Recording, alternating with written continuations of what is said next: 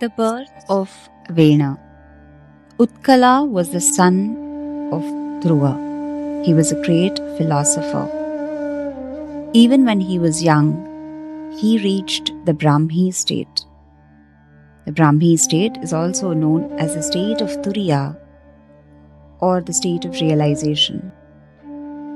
He did not care for the throne and the pomp and the splendor of the royal court. In fact, he took so little interest in the ruling of the kingdom that people often mistook him to be ignorant and dull. He did not bother about his appearance, and those who looked at him would not pay him any respect. Finally, the elders of the city thought that he was not in the least efficient. They crowned his younger brother Vatsara as king. One of the descendants of Vatsara was a king by the name Anga. Anga was a Raja Rishi, and once he performed the Ashwamedha. At the end of the yaga, the devas are supposed to come to receive the share of their harvest. But when they were summoned by incantations, the devas would not come and receive their dues. Everyone was surprised, and they asked the Yajamana, the king. They said, "O king, the devas have not appeared to accept your oblations into the fire. We can assure you that we have performed the yaga without any mistake being committed. There is no fault on our part. We do not know why the devas have not come." The king was sorely distressed. He addressed those who had assembled there. "You are all wise men and you all wish me well. The devas, as you have seen, have not responded to our summons. Can anyone tell me what my fault is? What has been committed that should not have in a situation like this? I do not know why it has happened. Can no one find out the reason why?" The wise men spoke. They said, "O King of Kings, you are not to blame in the performance of the yaga. We know the reason for this. You are a man of great virtue, no doubt. But you have not been sinless in your previous birth. As a result of that, you are childless. We will try to help you. You can perform another yajna with the purpose of getting a son.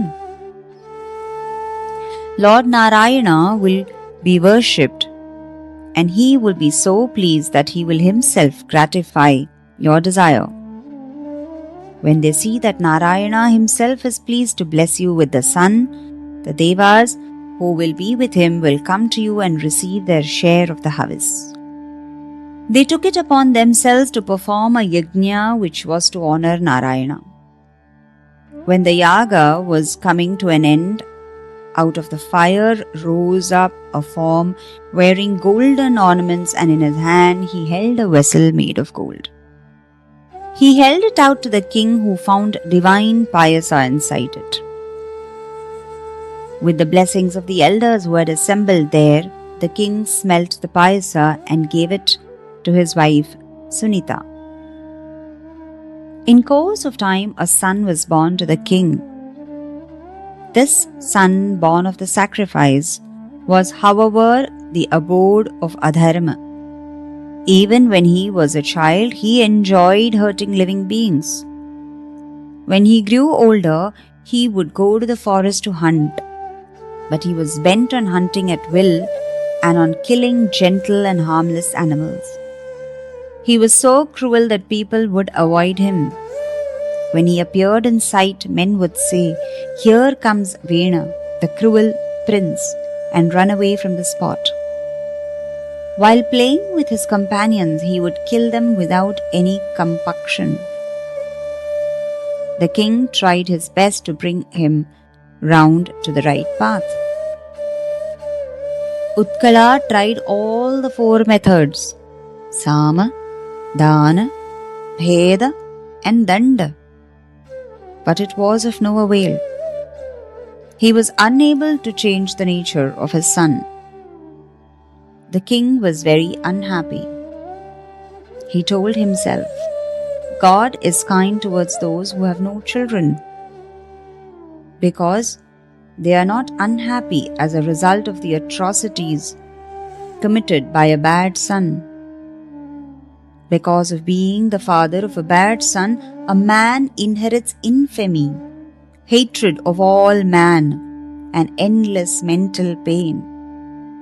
The real wise man will never desire to have a son when the entire house and the family and the country is unhappy because of this one bad son. But when I think of myself, I feel that God has been really good to me in giving me a bad son instead of a good and a well-behaved one. Because of the unhappiness caused by this son, I have become disgusted with my home and my very life. I dare not move about in the presence of good men, burdened with the sin of having produced this son. A good son would not have let his father adopt the path of renunciation so soon. I would have been bound to my family, and this bondage has been severed because of the behavior of my son. The king was very unhappy. No one could talk to him since he was drowned in his misery. One night he was tossing to and fro sleeplessly on his bed, and suddenly he made up his mind. The poor unfortunate King Anga abandoned his bed, and with it his home, his wife, and all the things of the world. He walked away quietly from the city, never to return. The subjects were grief-stricken at the departure of the king. They knew that the son's sinfulness had made the father adopt this course. King Anga had gone in search of peace. The minister and other wise men of the city went on a deputation to the rishis and asked them for advice. They said that a kingdom had to have a king, and so much as they disapproved of him, the ministers had to crown the wicked Vena as king. In the next narration, we will hear what happens to the kingdom with the newly coronated king. Hari Om.